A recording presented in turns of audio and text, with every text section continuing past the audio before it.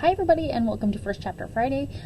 We are reading The Thing About Luck today. This is by Cynthia Kadohata, and she won a National Book Award, which is kind of exciting.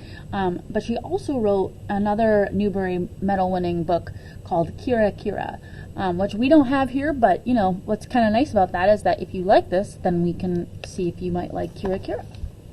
So, we are going to read our first chapter today. It's also illustrated by Julia Kuo. So we're going to skip the acknowledgments. It says, The Thing About Luck. Chapter 1. Koun is good luck in Japanese, and one year my family had none of it. We were cursed with bad luck. Bad luck chased us around, pointing her bony finger. We got 7 flat tires in 6 weeks. I got malaria, one of the 1,500 cases in the United States that year, and my grandmother's spine started causing her excruciating pain. Furthermore, random bad smells emanated from we knew not where, and my brother, Jazz, became cursed with invisibility. Nobody noticed him except us. His best friend had moved away, and he did not know a single boy to hang out with. Even our cousins looked the other way when they saw him at our annual Christmas party. They didn't even seem to be snubbing my brother. They just didn't see him. The thing about luck is that it's like a fever.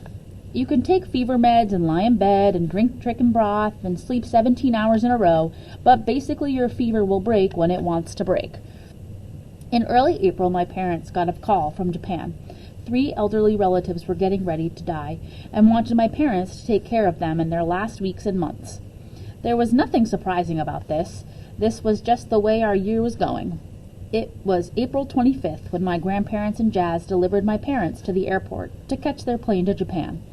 I stayed at home because the type of malaria I had gotten was called airport malaria. Airport malaria is when a rogue mosquito from, say, Africa has been inadvertently carried into the United States on a jet. This infected mosquito might bite you. I got bit in Florida last summer, and I lived in Kansas. The chances that I would get malaria from going to the airport in Kansas were remote. But I'd grown so scared of mosquitoes that sometimes I didn't even like stepping outside. It wasn't really fair. I was only 12, and yet already I was scared of the entire outside world. During the 1940s, there were thousands of malaria cases in the United States. Then, in the 50s, the experts thought malaria was eradicated. But every so often, someone still caught it. Sometimes you would get your picture in the newspaper. My picture was even in Time magazine. Oba-chan and Ji-chan, my grandmother and grandfather on my mother's side, were both 67 and lived with us in Littlefield, Kansas. Oba-chan was more formal than Ba-chan, but it was what she wanted Jazz and me to call her. One harvest season arrived in May of our horrible year. When harvest season arrived, let's see, we're going to see it right here. Okay. When harvest season arrived in May of our horrible year, Ji-chan planned to come out of retirement and work as a combined driver for a custom harvesting company called Parker Harvesting Incorporated. I'll explain all about custom harvesting in a minute or two. My grandmother would work as a cook for the same harvester, with me as her helper.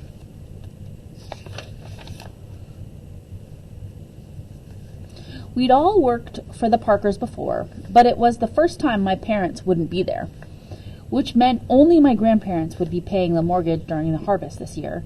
I didn't quite understand what paying the mortgage meant, but apparently it was a constant struggle. Another phase that came up a lot was paying down the principal, as in, if we could just pay down the principal, I'd feel as if we were getting somewhere. I used to think that paying down the principal would mean that they wanted to bribe the principal at one of my future schools. Like they would give this principal some money, and then someday the principal would let me go to high school despite my iffy grades. Anyway, as soon as my grandparents got home from dropping off my parents, changes were implemented. My mother had told Jazz, "Don't worry, you'll make friends when you least expect it." My grandparents were more proactive. It seems Oba-chan and Ji-chan had a bright idea they'd been hiding from us. Oba-chan made Jazz and me sit on the floor, in front of the coffee table, when she and Ji-chan sat on the couch. "We having meeting party," she announced regally. "We invite boys. We will consider our for friendship with Jazz." She turned to me. "Make list with him. I no interfere." "A list of people to invite?" I asked. My Doberman, Thunder, tried to push himself between me and the table. I pushed back, and we just sat there, leaning hard into each other. "No, a list," she snapped at me. Wasn't that what I had just said? I finally got up and moved to the side of the table, still unsure about what she wanted. I got a pen and paper. "Pencil, you may need to erase." I got a pencil and readied myself. "Should I number the list?" I asked. My grandfather nodded sagely. "Agenda," he said. "List for boys we invite. Agenda for party." "No interfere," Oba-chan said to Ji-chan. "You interfere first." "No." Oba-chan and Ji-chan had been married for 49 years, and my mother always said that after a number of years you no longer had to be polite all the time. It sometimes seemed that in our house I was the only one who had to use my manners. Jazz didn't have to because he had issues. When I'm 67 in 55 years, I suppose that I would finally be able to dispense with my manners. I thought Ji-chan and Oba-chan talked to each other the way that they did because they'd had an arranged marriage. Oba-chan said that if I had an arranged marriage, I would never give or receive a broken heart. If I grew up beautiful, I would never break any man's heart. And if I grew up plain, nobody would break my heart. If I rebelled and wanted love, however, all bets were off. Broken hearts would come my way like locusts. "Summer, you in Ra-Ra Land?"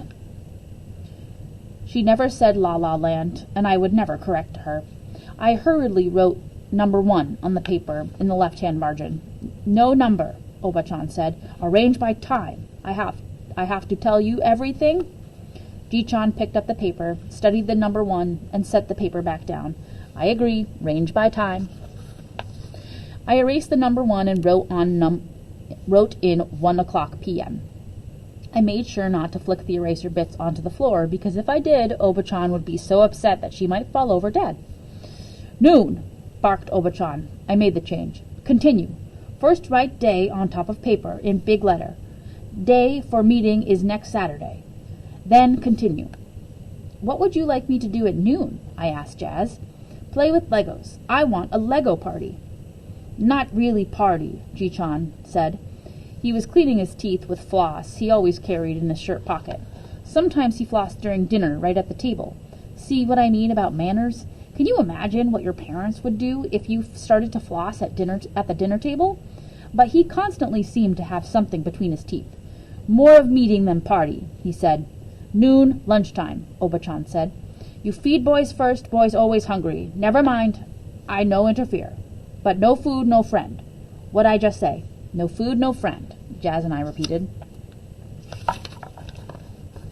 Oba-chan sometimes made us repeat something she had just said to prove we were listening. Jazz turned to Oba-chan. "Oba-chan, will you make sandwiches?" "Summer make. I'm her mentor." I found myself already starting to feel stressed. What if I made ham sandwiches and the boys wanted tuna fish? What if I used regular bread and one of the boys needed gluten-free? Like my friend Alyssa had to eat because of her allergies. What if I used too much mayonnaise? Still, next noon, I wrote sandwich eating. Next to noon. Ji-chan pounded on the paper. "Lunch!" he cried out passionately. "No sandwich eating! It's called lunch!" He clutched at his heart. "You kids go to kill me!" Apparently, about once every couple of weeks, he thought we were going to kill him. "What kind of sandwiches would you like?" I asked Jazz, still worrying about those. "I don't want to make the wrong kind." "I'll ask around school. I can't believe this is happening. I'm really going to have a meeting party." He got up to look at himself in the mirror over our fake fireplace and said, "You are going to have a meeting party." Ji-chan was now standing and staggered away from us with his hands on his heart. Jazz and I watched him calmly. "I die, scatter ashes," Ji-chan said. "No keepin' hole in wall in cemetery. You hear me?" "Yes, Ji-chan," we said. "Good, then I die happy."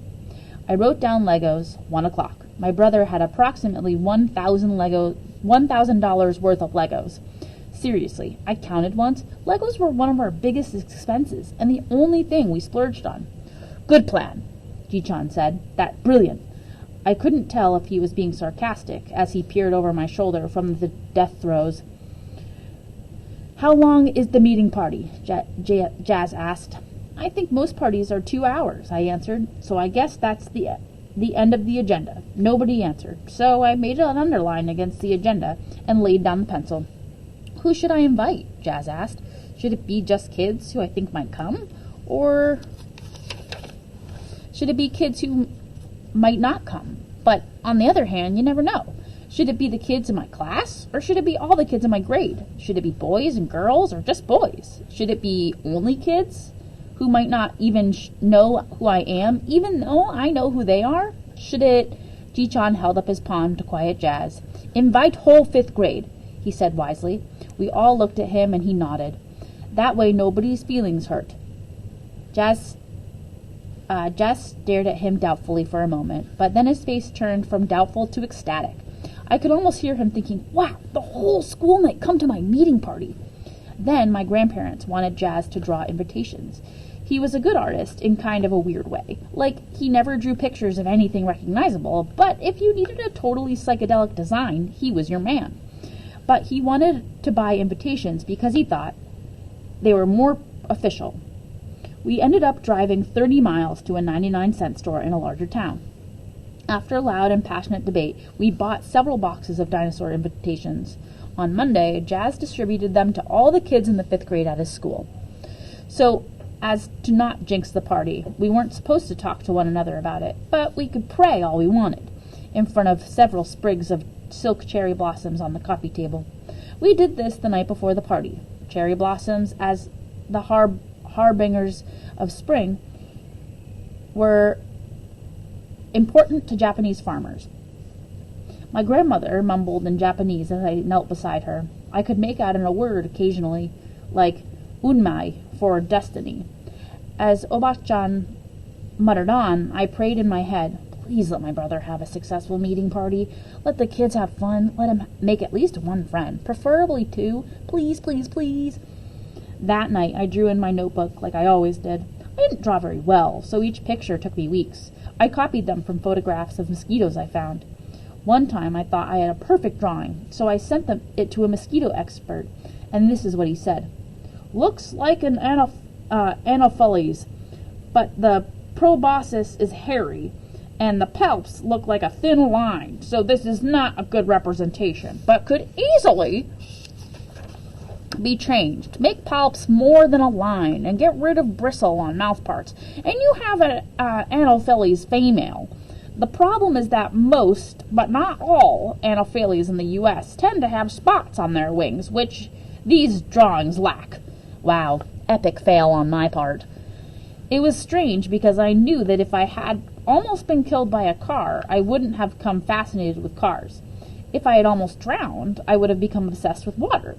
But the more I look at mosquitoes, even the same type that infected me, the more delicate they seem. Fragile even, and yet one had almost taken my life. It was like now we couldn't be separated. I mean, if I saw one on my arm, I wouldn't hesitate to smash it or even run screaming down the hallway. But they terrified me. But still, we were inseparable. So that's our first chapter of The Thing About Luck.